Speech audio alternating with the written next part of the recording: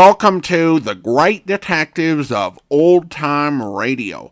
From Boise, Idaho, this is your host, Adam Graham. In a moment, we're going to bring you this week's episode of yours truly, Johnny Dollar. But first, I do want to encourage you, if you are enjoying the podcast, to follow us using your favorite podcast software.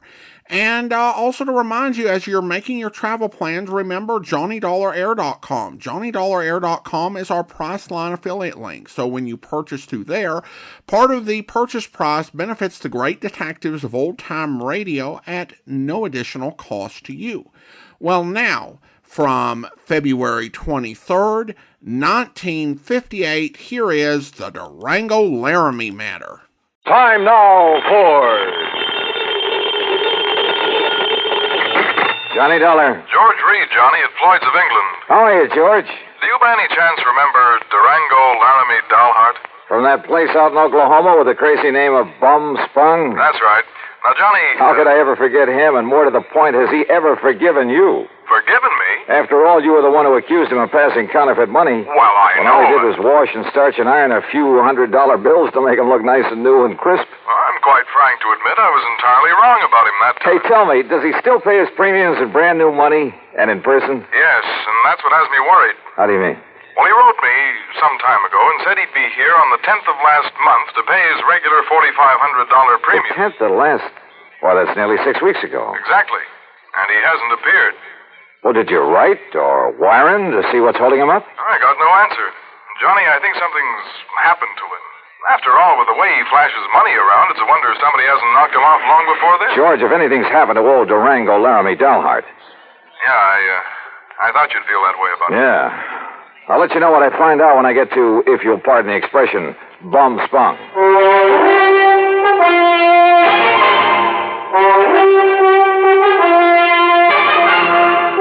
Bob Bailey, in the exciting adventures of the man with the action-packed expense account, America's fabulous freelance insurance investigator. Yours truly, Johnny Dollar. And now, Act One of yours truly, Johnny Dollar.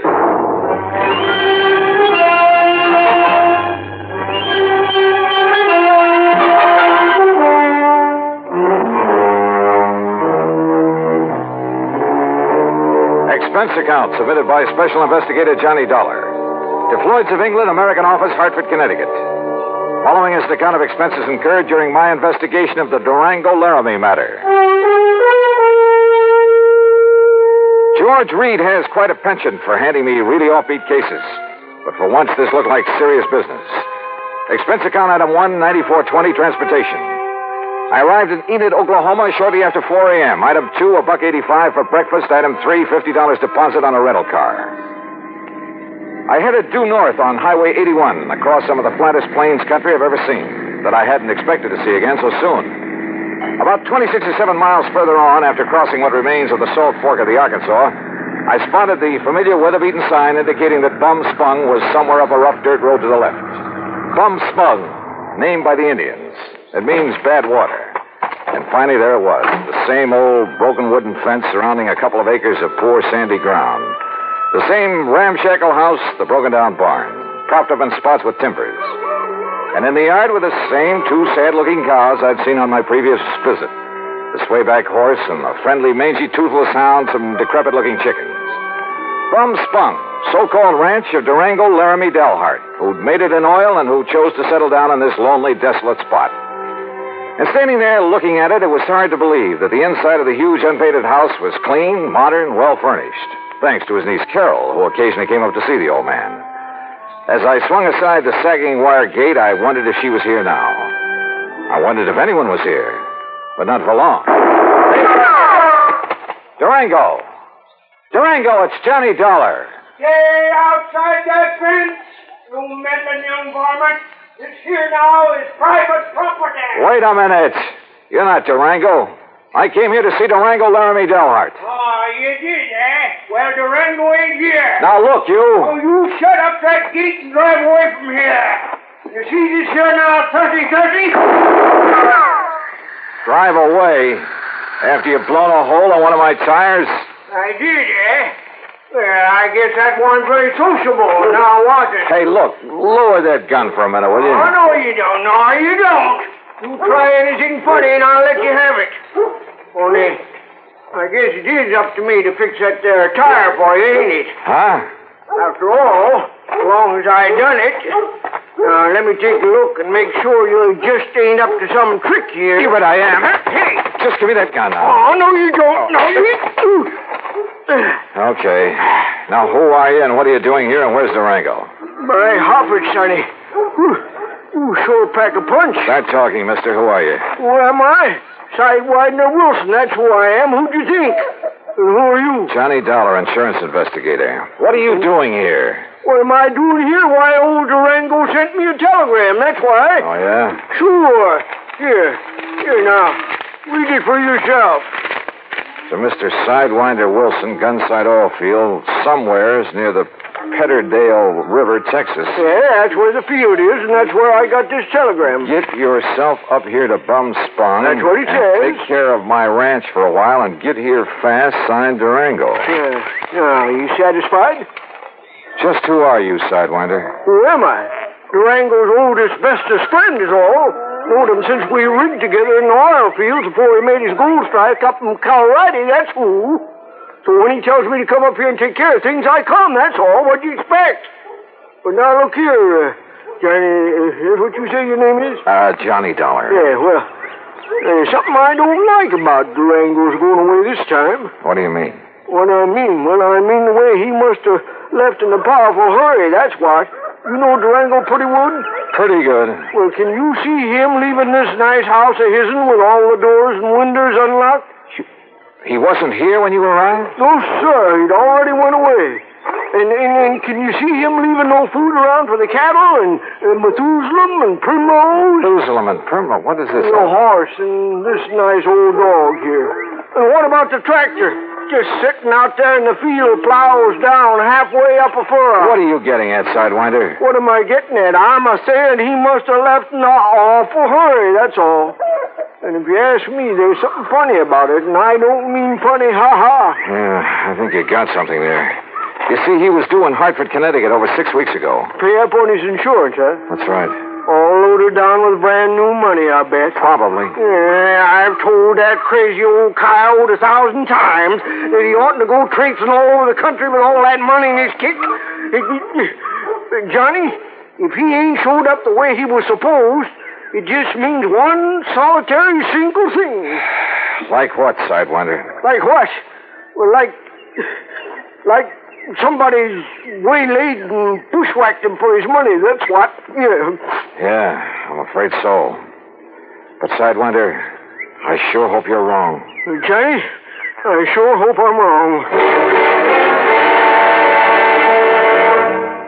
Act 2 of yours truly, Johnny Dollar, in a moment.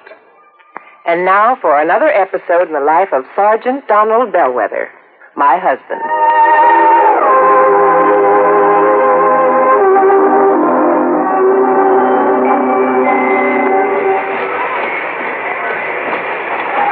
Did you fix the windshield wipers? I sure did, Reba. How's that? Oh, you fixed them. Good for you, Donald. Thank you, my dear. Well, that's that. Now, if it rains, we're prepared for it, huh? I feel better now. Oh, me too. A driver has to see the danger if he expects to avoid it. That's right.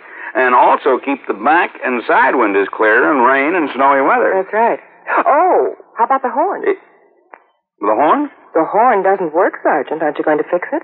No, I don't think so. Frankly, Reba, I hate horns. Whenever there's a traffic jam, the first thing some guys do is blow their horn. Which does absolutely no good. Of course not. All it does is jar everyone's nerves. No, I don't think I'll fix the horn. Oh, but now wait a minute, Don.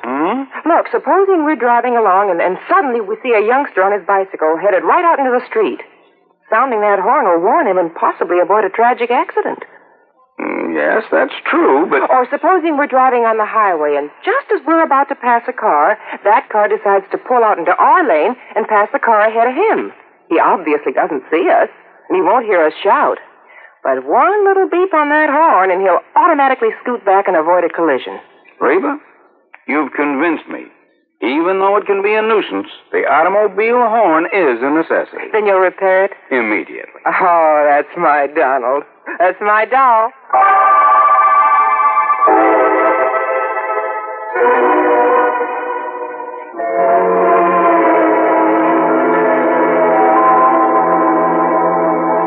And now, Act Two of yours truly, Johnny Dollar, and the Durango Laramie Matter. Durango Laramie Dalhart, cradle character from Bumspung, Oklahoma, gone, disappeared. His pal, Sidewinder Wilson, a bit of a character himself, had no idea what might have happened to him, but feared the worst. And I had to agree that his fears were justified. But tell me this, Sidewinder, have you heard anything from Durango's niece, Carol? You mean that pretty little gal fixed up this place for him so nice, kind of looks after him? That's the one. Well, say, don't she live down to Enid? Enid, yes, runs a gas station. That's right, sign of the Flying Red Horse. Come on, help me fix this tire. We'll drive back to Enid. Well, I'll help you fix the tire, but I'm staying right here. Oh, why? Why? Because Durango's trusting me to take care of the place. And if he does turn up, God willing, I'll be here to have him get in touch with you. Okay, now let's get this tire fixed. No, wait. Look. Huh? See that fancy convertible coming up the road? I not only saw the convertible, but more important, who was in it, who pulled up alongside the fence and stepped out. She was 23 or 4, a tall, slim brunette wearing a neatly tailored skirt, a tight-fitting silk blouse. Neat, trim. She looked like she'd just stepped out of Charles of the Ritz. Well, I'll be dog-breasted, Johnny. Carol, how are you? You couldn't resist my fatal charms. I couldn't stay away. Just with that. Whoa, now, wait a minute. What's the matter with you? You don't like that? Oh, no, come here, Gal. Now, Johnny, Yeah? Carol? Oh, Johnny. Gee, I missed you. Oh, you shut up, Sidewinder. Johnny. Mm-hmm. By gum and by gory, Durango could see Durango. Oh, yeah. Carol, listen to me. You gonna propose, Johnny? Where's Durango? Have you heard anything from him since he left here 6 weeks ago? He went to Hartford. But he hasn't arrived there. Oh, now don't you start worrying none about old Uncle Durango or anything. You sure, Johnny? I'm sure. That crazy old goop setting out across the country with over $50,000 in money in his pants. He ought to know better than to... Oh, Johnny, do you think something's happened to him? You ask me, I think somebody's killed him for that money. Oh, no. You haven't heard from him since he left? Only a postcard from Chicago where he stayed overnight at some fancy hotel. And, Johnny, that wasn't like him. What do you mean? Oh, it was before he went straight to Hartford. That real estate man was from Chicago, Carol. What real estate man? Oh, he used to come out here looking for people with oil money. Tried to get Durango to invest in real estate, Florida, New England. Well, what did his postcard say? Nothing, really. Just that he was staying overnight. And before he'd come back, he was going to look at Ong's hat. Who is Ong? Oh, he was always writing silly stuff like that. I don't know. Ong. Oh, Johnny, what'll we do? Where's the nearest phone? Back in Enid. Then come on, that's where we're going.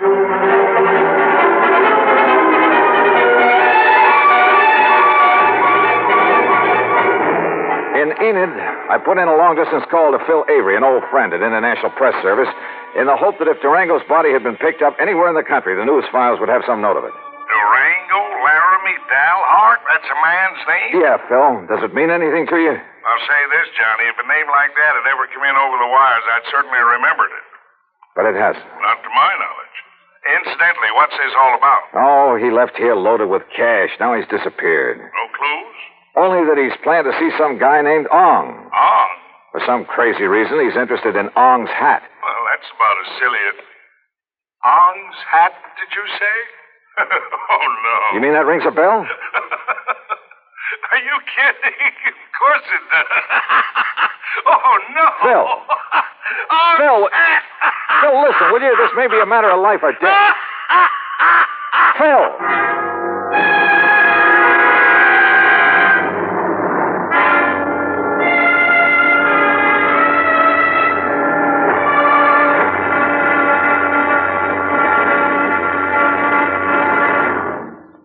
Act 3 of yours truly, Johnny Dollar, in a moment. And now for another episode in the life of Sergeant Donald Bellweather, my husband.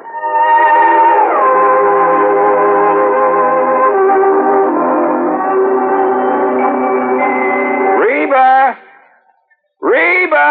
What is it, Donald? Confounded Reba, I can't find the fountain pen. I've looked all through this desk. Here it is, dear. Here it is. You must have used it as a marker when you were reading this book.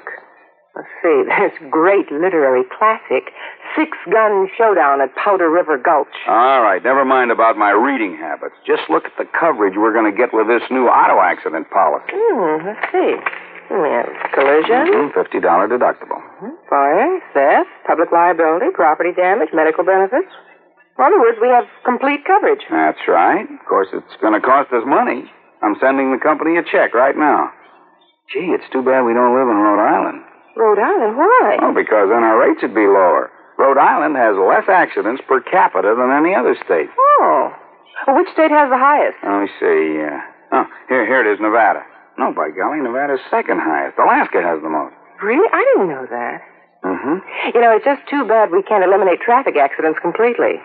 Not only would it save life and limb, but it'd be a lot less strain on the pocketbook. Yeah, that's for sure. These automobile accident policies get more expensive every year, just because there's so many costly accidents. Well, I'm glad we've got some good insurance coverage, Donald, but just remember one thing. Oh, what's that, honey? Well, some auto accidents ruin a fender, and some ruin a family. Yeah, that's true. Very true. Well, as far as I'm concerned, I don't want any of your old insurance money. I want you here at home, safe and sound. You'll always drive carefully, won't you? Yes, I will, dear. Oh, that's my Donald. That's my doll.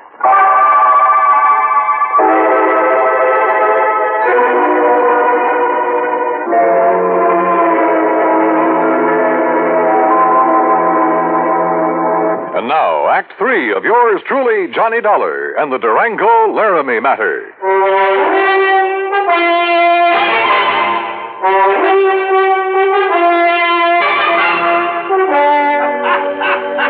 Phil, will you stop that howling and make some sense? This could be a matter of life or death.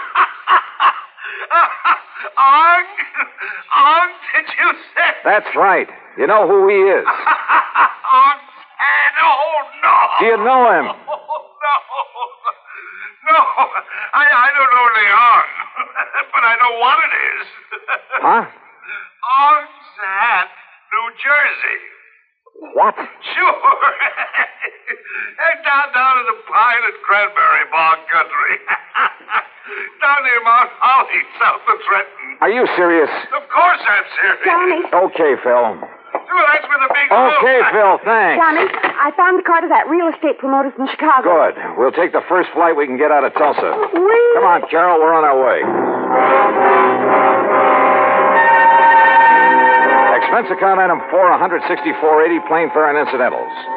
In Chicago, we stopped over long enough to pay a brief, unpleasant visit with one J. Harry Cramlin, real estate promoter, at his office just off the loop. So, what if I did sell this Dalhart character some land over in New Jersey? What's it to you? You trying to cut in on a good thing? How much did you sell him, Mr. Cramlin? Oh, a little over $35,000 worth. But now if you... What was it, a lot of worthless swampland? He didn't seem to think so, after the glowing report I gave him. But why did he buy it? Because the old fool thinks there's oil on it. Cramlin, if you've taken Durango... Now, ain't that a name? Durango Laramie Dalhart. If he's been chipped in this deal, well, you better duck the next time you see me coming. You threatening me? About a cash, perfectly legal deal? Oh, I'm sure it was legal. But oil in South Jersey. Cramlin, my warning still goes. The next leg of our flight took us to Philadelphia. There I rented another car. That's $50 deposit, item 5. We drove across the Delaware River and picked up Route 537 to Mount Holly. There we stopped for a sandwich and a Coke. That's item 6. And there a passing glance at a newspaper headline stopped me in my tracks. Something about a big oil development at... Yeah, you guessed it. At Ong's Hat. We burned up Highway 530 to Pemberton, then hit a sandy back road that led deep into the pine and scrub oak. Finally, suddenly, we came to a clearing. And there, well, there must have been 100 cars, expensive ones, some of them chauffeured limousines, and people milling about, haranguing each other, shouting each other down. And right in the middle of the crowd, a tall, angular man in blue jeans and a 10-gallon hat. Durango. Johnny! There he is! Durango! And then I saw something else on the edge of the clearing. 2 brand-new towering oil derricks. Come on, Johnny, let's get him away from that mob. Not only was he cheated by that shyster real estate operator into thinking he was buying oil land, but he's thrown more money away building those derricks. Oh, Johnny. Oh, that mob is probably trying to sell him enough rigging and pumps and equipment to fleece him royally. 10 to 1, somebody in that crowd's offered him the Brooklyn Bridge to boot. But then we gotta stop him. If only I'd run the shooting Hey, look, iron. Durango's seen us.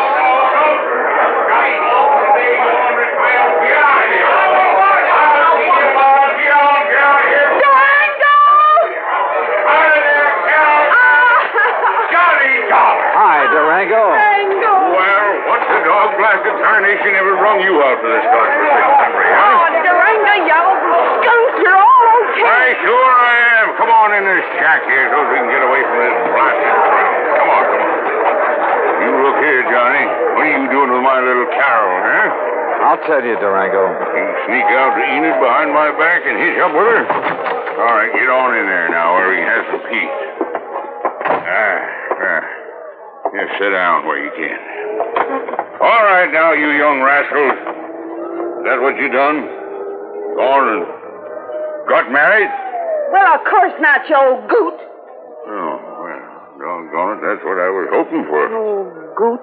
Well, don't you give me that, gal. I know how you was talking ever since Johnny come out to Bumspung last year. Durango, you What'd shut you up. say? I'm afraid this trip is on business, Durango. Business? With a pretty gal like Carol here?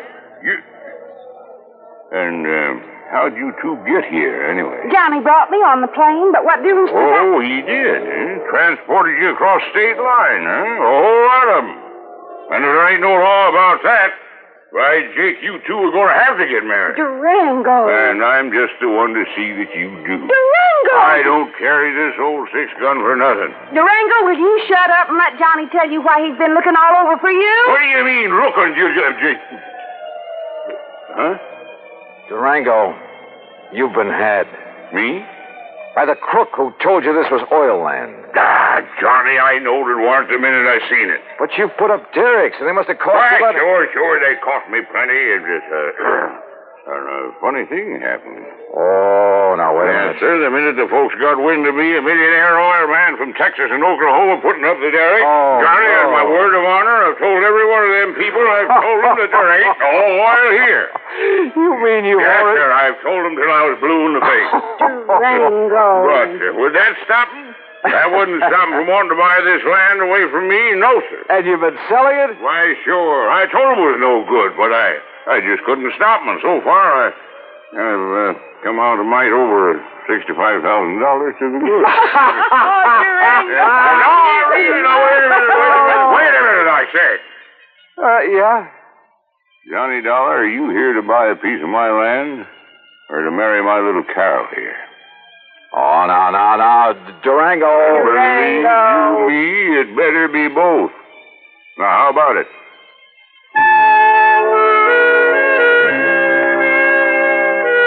Expense account item 7, $1,000 even. The company now owns a small hunk of land in Ong's Hat, New Jersey. As for Carol, that devil-loving doll, well, someday, maybe someday. Expense account total, including incidentals and transportation back to Hartford, $1,416 even. Yours truly, Johnny Dollar.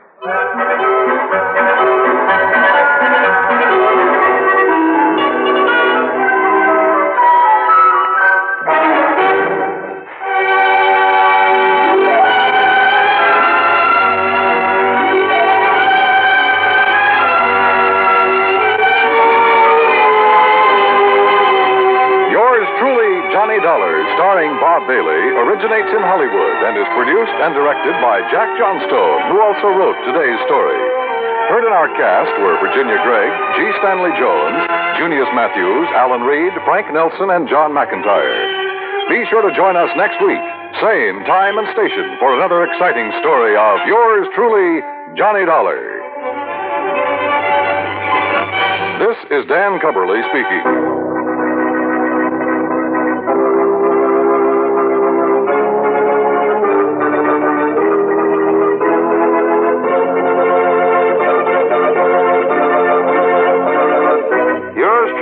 Johnny Dollar has been a presentation of the United States Armed Forces Radio and Television Service.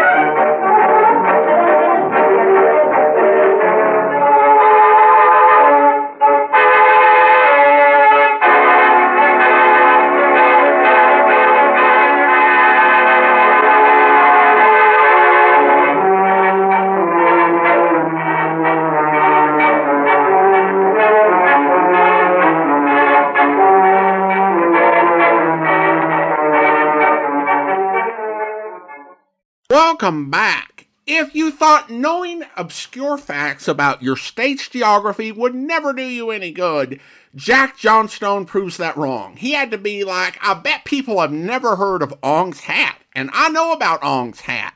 That will be a plot point. And I have to say that the selection of Ong's Hat set me down a rabbit hole, and I'm going to share some of the results of that. Because Ong's Hat became the center of one of the 21st century's great industries. It was a pioneer in it. It was the center of one of the internet's first conspiracy theories. It was circulated online starting in the late 80s and even got into books and magazine. And to put this into a nutshell, there's a legend about Princeton scientist in 1978 who went to a ghost town called Ong's Hat to conduct experiments to train the human mind to manipulate reality itself. And eventually, discovered a way to travel to another Earth completely like ours, but without human beings. For the military, as they often do in these sort of cases, we're going to get in the way. So the scientists did the only sensible thing and took their experiments and all their equipment to this other Earth, but left behind the house. The only time they come back is when they need supplies, apparently giving rise to small talk like, how'd you spend the weekend? Oh, just was hanging out in an alternate dimension. Really nice place without humanity around.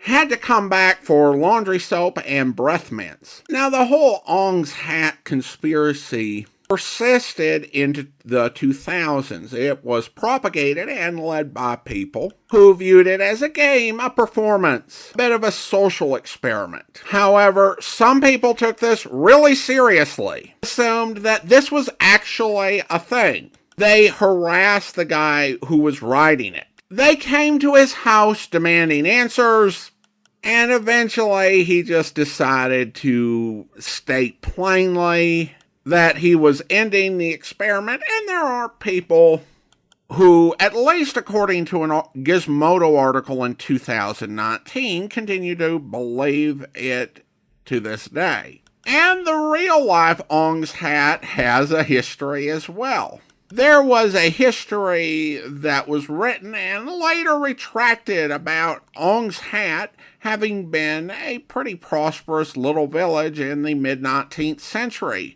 But by the early 20th century, it had its population decline to about 7 people, and then a man and his wife came there, and there was a case of suspected foul play. And the person who reported that said that he had been tricked and that what he had reported previously was a fairy tale. In 1968, a descendant of the Ong family wrote a letter to the New York Times to set the record straight. And according to this person, their ancestor had been a farmer and had a long route. And so he built a place to stay overnight so he could take a break. This was Ong's Hut, and it became corrupted to Ong's Hat. And that ended up on all of the maps and even in an episode of yours truly, Johnny Dollar. I do wonder if the person or somebody who was part of crafting the conspiracy theory had heard this particular episode of Johnny Dollar, because I wonder where else you would have learned about Ong's hat back in the 1980s. Now that we've journeyed down to that rabbit hole, let's go ahead and talk about the episodes. The Durango Laramie matter was a decent and amusing story. Like so many sequels, it was not as good as the original. It has some cute moments, but the end doesn't make a whole lot of sense. He was 6 weeks late to Hartford making his insurance premium payment. There's really not a good explanation for why going to Chicago so he could go to New Jersey to buy a property should lead to him disappearing off the face of the earth for 6 weeks so that his insurance company has no other recourse but to hire one of the most expensive investigators in the country to track him down. In addition, I should think that when making a big oil deal, you'd want to check the property before ordering the derricks. I also think that because we are very litigious, if today Durango sold property, even after telling them there was no oil, there would probably be lawsuits. The fact that you've got an oil millionaire setting up derricks might lead people to disbelieve him when he said there was no oil. And he knew they thought there was oil there, and sold them property anyway. And nothing requires you to sell property because people want to buy it. Being a homeowner in Idaho, I'd sell my house 6 times a year if I had to sell property whenever people said, I want to buy this thing from you. And the idea that Johnny violated the law in taking Carol across state lines is silly unless she was a minor. And neither Virginia Gregg's portrayal of the character nor any description of her leads me to think that. However, Durango thought that, or he pretended to. And so that's why I think Johnny bought the acre of property, because part of Floyd's of England's business model involves indulging the eccentricities of wealthy people. Today, that would be on, like the card they give to employees with their core values. And I'm sure they can do something with an acre in Ong's Hat, New Jersey. I hear Princeton scientists tend to really be interested in that sort of property. Well, listener comments and feedback now. And we have a couple comments on YouTube regarding the sick chick matter. And the listener writes, my grandparents raised chickens. And my problem with this story is that there was a still that close to a chicken farm. A moonshiner would not have to worry about the IRS. They would have to worry about the FDA. FDA inspectors were making regular checks in this area, with many farms side by side. They established all these farms are used for the supply chain for a couple of states. That's a fair point, and I think there can be a tendency in Johnstone's writing not to write about the world as it was in the time he was writing, but rather as it was during the time that he was in these places. And the world he's writing in is the post-World War II Eisenhower administration America, which has undergone many, many changes over the last 20 years. But there are times when it feels like the stories are from a much earlier era. So I think that's an interesting point. Thanks so much. But on the other hand, listener Oki from OKC 2029 writes, gotta be one of the best episodes. Thank you. Well, thank you so much. Now, as it's the first Friday in May, I want to go ahead and thank those Patreon supporters who have been supporting us for 5 years this month. Thank you to Jaree, Bernie, and Daniel. Jaree and Bernie have been supporting the podcast at the Shamus level of $4 or more per month and at the rookie level of $2 or more per month. Again, thank you so much for your support of the podcast. It is truly appreciated. And that will do it for today. If you're enjoying the podcast, please follow us using your favorite podcast software. And be sure to rate and review the podcast wherever you download it from. We will be back next Friday with another episode of yours truly, Johnny Jawler. But join us back here tomorrow for Dragnet, where... Washburn, when was the last time you saw Mrs. Porter? I mean, before this morning, of course. Just after midnight last night. I was sitting down in the lobby reading, just about to go to bed. Thelma came in with George Steele. He's a friend of Thelma's, lives here in the hotel. Mm-hmm. Thelma said good night and came upstairs here to her room. George and I sat a bit and talked, maybe 10, 15 minutes. Then this morning I was taking the fresh linen around to the rooms. Knocked on Thelma's door, but she didn't answer. Finally opened up with the pass key. There it was. Now, this George Steele that Mrs. Porter came in with, had she been out on a date with him, would you know? No, not exactly. You see, Thelma spent quite a bit of time at a bar down the street, Jack Hanley's place. She was there 5, 6 nights every week. I see. George dropped in for a bottle of beer, had one with Thelma, I guess. Then the two of them came back to the hotel together. Did she have any visitors last night, do you know? No, sir, I don't. Does she have any enemies that you might know of? Maybe somebody she didn't get along with? No, nobody I know of. And you can't think of a reason why anybody'd want to kill her? I don't know. Maybe somebody thought she had money. She didn't. Not even enough to bury her. I don't know what's going to happen. I hope you'll be with us then. In the meantime, send your comments to box13@greatdetectives.net. Follow us on Twitter at Radio Detectives and check us out on Instagram, instagram.com/greatdetectives. From Boise, Idaho, this is your host, Adam Graham, signing off.